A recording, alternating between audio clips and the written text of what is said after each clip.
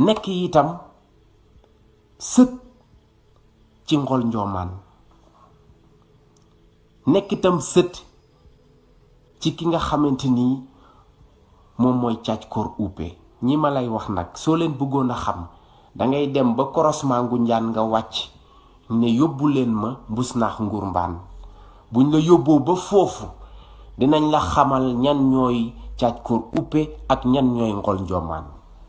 kon man géer bu set wicc laa di gor piir ndax tund ba ma nekk mën nañoo seede ne loolu laa. boo gisee nag may xuus ci loolu dama bañ amal gaam, dama bañ ñuy wax lii di wax lee.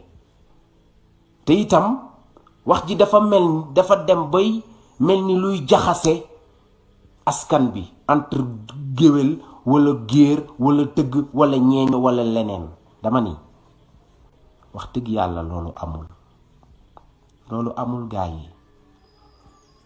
musuma dem ci benn kër ñu dàq ma ndaxte ñeeño laa, musuma dem ci benn kër ñu dàq ma ndax géwél laa, musuma dem ci benn kër ñu dàq ma ndax tëgg laa.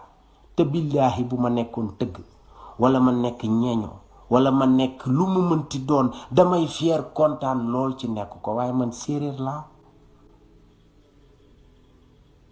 te séeréer gënul pël, pël gënul joolaa, joolaa gënul tukulóor, tukulóor gënul bambara, bambara gënul séeréer. ñun ñëpp a gën, ñun ñëpp a yem fa yàlla. ndax nag ba may jàng ba tey di gëstu ba tey musuma dégg fu yàlla di waxee ak jaamu yàllam yi te waxul ñaar yii: yaa ayyuhan naas, yéen nit ñi, wala mu ne yaa ayyuhal muslimu.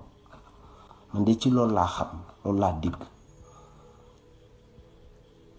ku tedd ki di wax ni inna akramakum hindallahi atqaakum, ki gën ci nit ñi mooy ki gën a ragal yàlla.